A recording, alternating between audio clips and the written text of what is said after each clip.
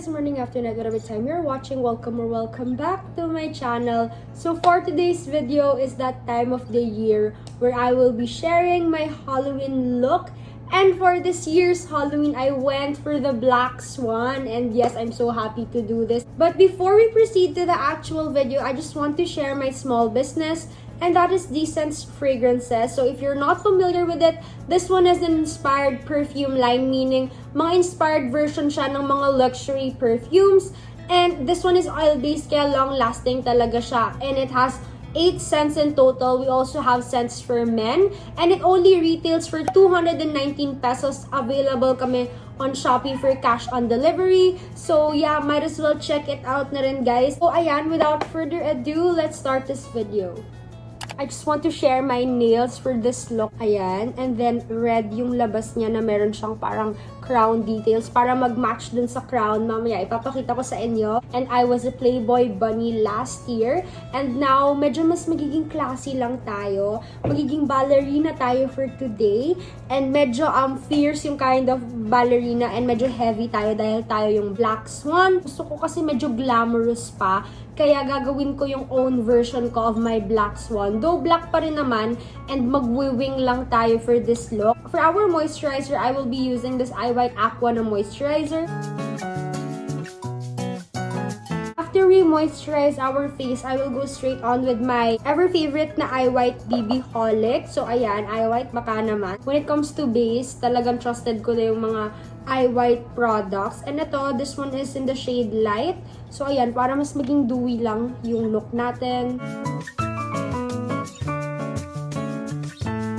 For our concealer, I will be using this L'Oreal Infallible Full Wear Concealer.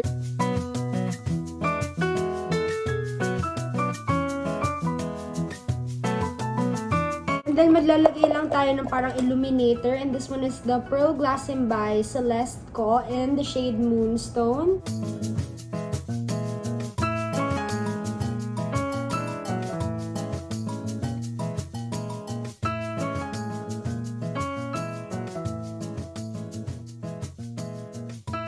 And then I will use my contour stick from Careline.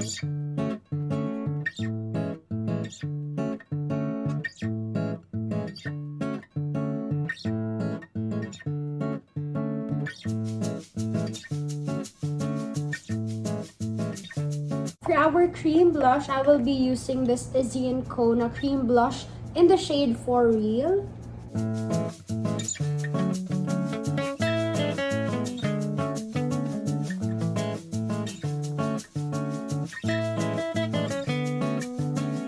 For our powder, I will be using this L'Oreal Infallible Pro Matte.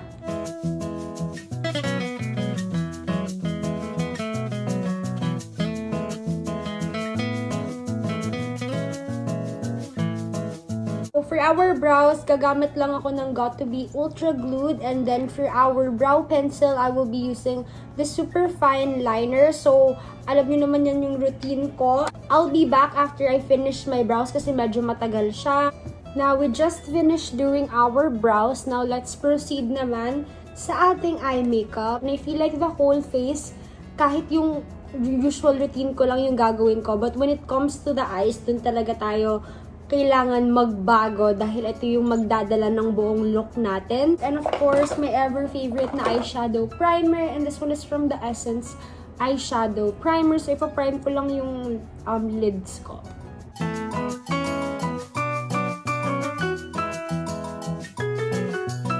So, we need a tape for this one. Lalagyan ko lang ng tape yung dito ko kasi kailangan ko gumawa ng parang wing eyeliner kind of look. I'll start off by putting on a gray eyeshadow. So, ito yung palette na gagamitin natin. Ayan, maglalagay lang muna ako ng this shade right here.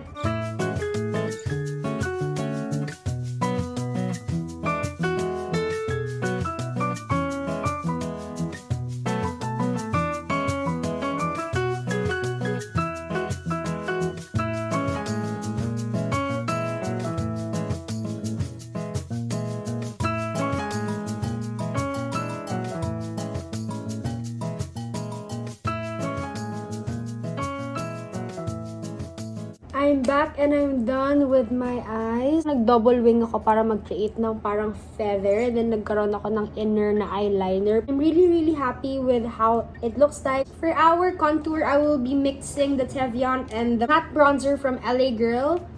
Let's do it.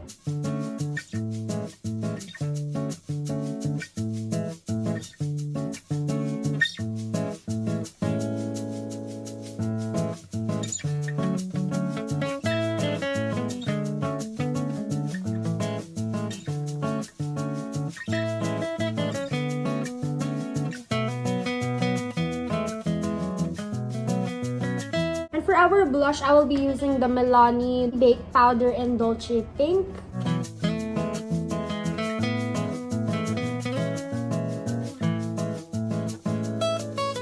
For our blinding highlighter, syempre we will not forget this lovely Cosmetics na loose na highlighter in the shade Radiate. Though, ang problem ko lang talaga dito sa highlighter na to is yung pinaka-dispenser niya.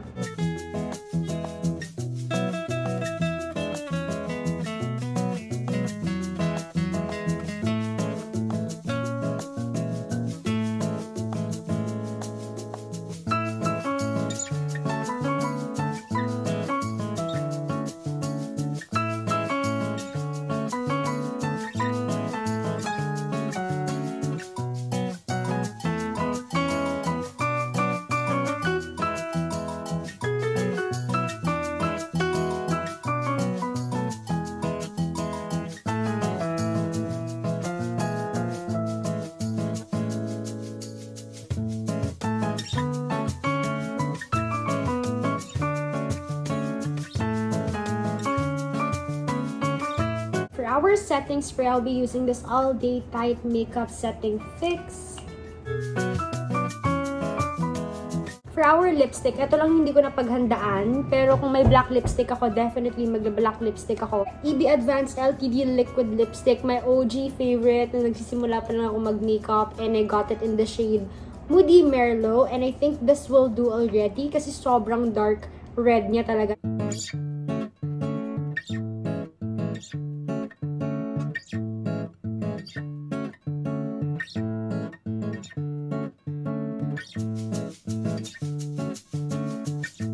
Let's proceed naman sa hair. Sa hair, super dali lang neto and kayang-kaya natin yan because lagi ko na tong ginagawa before and that is just a sleek na bun. Since medyo ballerina yung look natin, lalagay tayo ng crown later. So, I will just finish my hair and I will be right back.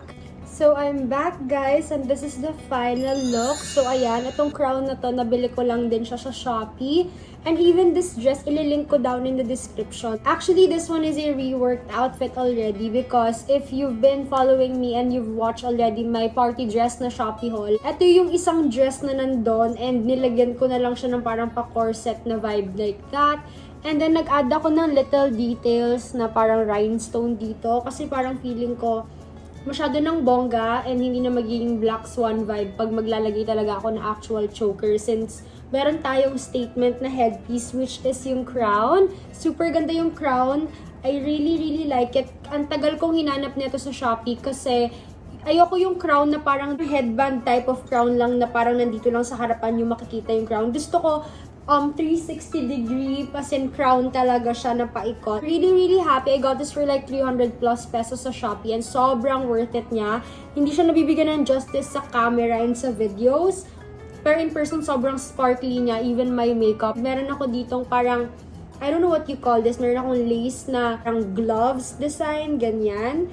And ayan, parang hindi sobrang plain since wala akong feathers. So ayan, this is our finished look. Ayan, naglagay lang ako ng rhinestone na earrings and itong rhinestone na stickers dito sa may collarbones ko para lang pag gumaganyan ako maka-highlight talaga siya. Kaya sana na-enjoy niyo tong video na to. And please also suggest mga themes of haul or whatever video that you still want to see here on my channel. So thank you so much and happy Halloween. I know you'll be seeing this video 1 week after I did this makeup dahil after a week ko pa siya ma-upload. But yeah, thank you so much for watching. Please do not forget to like, comment, subscribe, and also hit that bell button to get you notified every time I post a new video, and I'll see you in my next one. Bye!